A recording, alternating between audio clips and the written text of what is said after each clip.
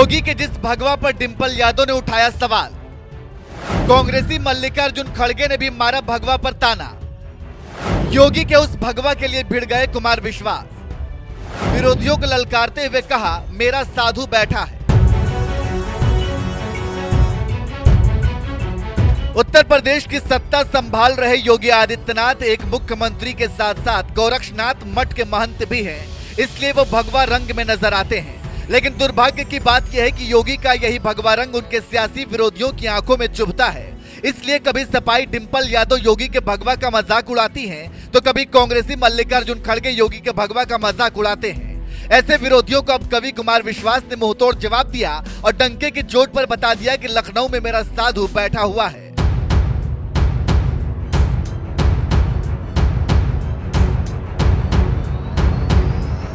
दरअसल विपक्ष के लिए अब तक सबसे बड़ी चुनौती देश की सत्ता संभाल रहे नरेंद्र मोदी ही थे, लेकिन साल 2017 में पहली बार यूपी की सत्ता संभालने वाले योगी आदित्यनाथ भी धीरे धीरे विपक्ष के लिए सबसे बड़ी चुनौती बनते जा रहे हैं, जिसकी वजह से उत्तर प्रदेश में सपा, बसपा और कांग्रेस जैसी पार्टियों की दुकान बंद होती जा रही है।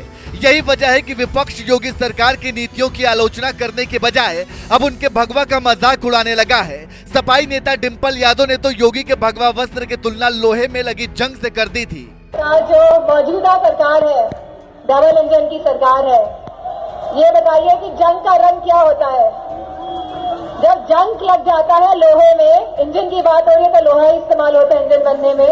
जंग का रंग क्या होता है? हाँ, कौन सा रंग होता है जंग का?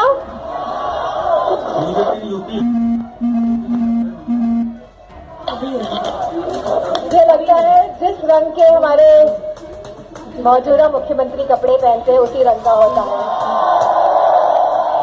तो ऐसे जंग वाले इंजन को हटाने का समय आ गया है और यूपी को वापस पटरी में लाने का समय आ गया है।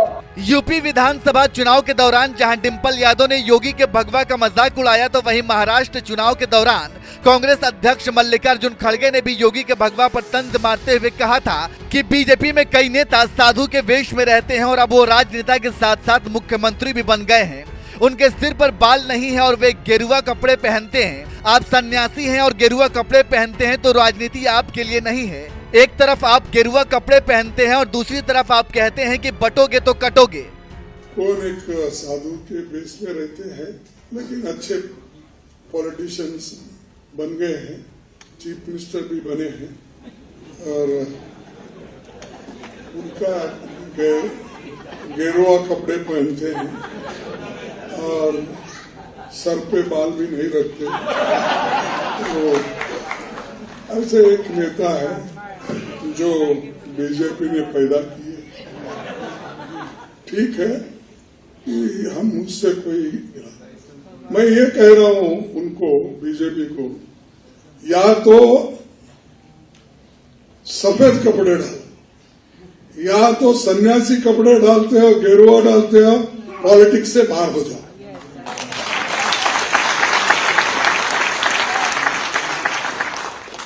भाई उसकी पवित्रता क्या रही? एक तरफ गेरुआ कपड़े डालते हो, जज साहब आपको पूछ रहा हूं, एक तरफ गेरुआ कपड़े डालते हो, दूसरों को उपदेश करते हो, बटेंगे तो कटेंगे बोलते हो, और ये क्यों डाले? अरे आपका काम तो है सबको जोड़ना, सबसे प्रेम से बात करना, सबको एक रखना। चाहे सपाई डिंपल यादव हो या कांग्रेसी मल्लिकार्जुन खड़गे, ऐसे तमाम नेता भगवाधारी योगी की नीतियों की आलोचना करने के बजाय उन पर निजी टिप्पणी करते हुए भगवा पर सवाल उठाने लगे, जिन्हें अब कवि कुमार विश्वास ने महाराष्ट्र के एक कार्यक्रम में भगवा का असली मतलब समझा दिया, जब उन्होंने मंच पर कहा, हम आयोजनों में जाते हैं, कविता के कवि सम्मेलनों में, तो दूसरे प्रदेशों के कवि हम पर टिप्पणी करते हैं कि आप उत्तर प्रदेश से आए हैं। उत्तर प्रदेश में तो भगवा वस्त्र में एक बाबा बैठा रखा है आपने। आप राजा की नीति की आलोचना कर सकते हैं, आप मुख्यमंत्री, प्रधानमंत्री, केंद्रीय मंत्री की नीति की आलोचना कर सकते हैं, लेकिन आप मेरे मुख्यमंत्री की वेशभूषा की आलोचना नहीं कर सकते, क्योंकि विश्व में राम राज्य की अवधारणा भगवान भरत ने जो कपड़ा पहनकर की थी, उसी कपड़े को पहनकर मेरा साधु लखनऊ में बैठा है। कवि कुमार विश्वास खुद एक नेता रह चुके हैं, इसलिए वो दूसरे नेताओं को भी नसीहत देते हैं कि आपको आलोचना करनी है तो सरकार की नीतियों की करिए, उन पर व्यक्तिगत हमला नहीं करना चाहिए। लेकिन डिंपल यादव हो या खड़गे, ऐसे तमाम नेता योगी सरकार की नीतियों की आलोचना करने के बजाय उनके भगवा कपड़े का मजाक उड़ाने लगे, जिस पर कवि कुमार विश्वास ने उन्हें मुंहतोड़ जवाब देते हुए समझा दिया कि विश्व में राम राज्य की अवधारणा भगवान भरत ने जो कपड़ा पहनकर की थी, उसी कपड़े को पहनकर मेरा साधु लखनऊ में बैठा है। योगी विरोधियों को कुमार विश्वास के इस जवाब पर आपका क्या कहना है? अपनी राय हमें कमेंट करके जरूर बताएं। और साथ ही योगी ने कुमार विश्वास की तारीफ करते हुए क्या कुछ कहा, आइए आपको सुनाते हैं। डॉक्टर कुमार विश्वास के भाग्य में प्रयागराज नहीं था, प्रयागराज ने उन्हें जीवन दिया, एक दिशा दी। वे वापस अपनी मातृभूमि की ओर गए और उन्होंने वहां से अपना केंद्र बिंदु बनाकर के पूरे देश के अंदर आज छा गए, साहित्य के जगत में छा गए।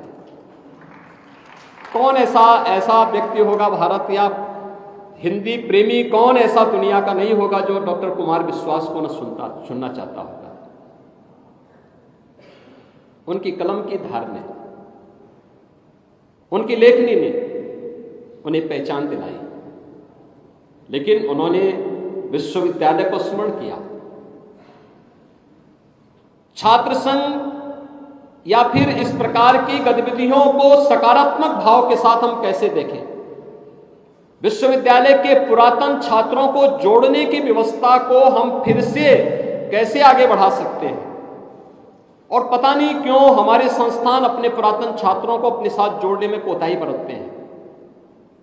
अगर हम उसको फिर से जोड़ सके तो बहुत कुछ हम लोग अर्जित कर सकते हैं, प्राप्त कर सकते हैं। विश्वविद्यालय की भौतिक प्रगति में, विश्वविद्यालय के अंदर एक नए माहौल को पैदा करने में,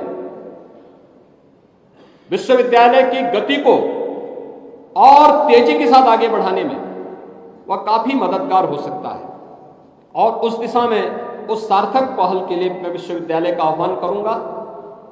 मुझे प्रसन्नता है कि माननीय कुलपति जी की नेतृत्व में इलाहाबाद विश्वविद्यालय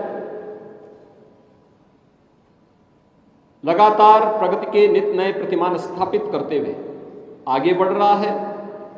और मुझे पूरा विश्वास है कि जो जनता की भावनाएं हैं, जिसके लिए इलाहाबाद विश्वविद्यालय जाना जाता था, उत्कृष्ट अकादमिक माहौल बनाने के लिए, जीवन के प्रत्येक क्षेत्र में उत्कृष्ट शोध के लिए, उत्कृष्ट नवाचार के लिए, अलग अलग पक्षों को लेकर के होने वाले विभिन्न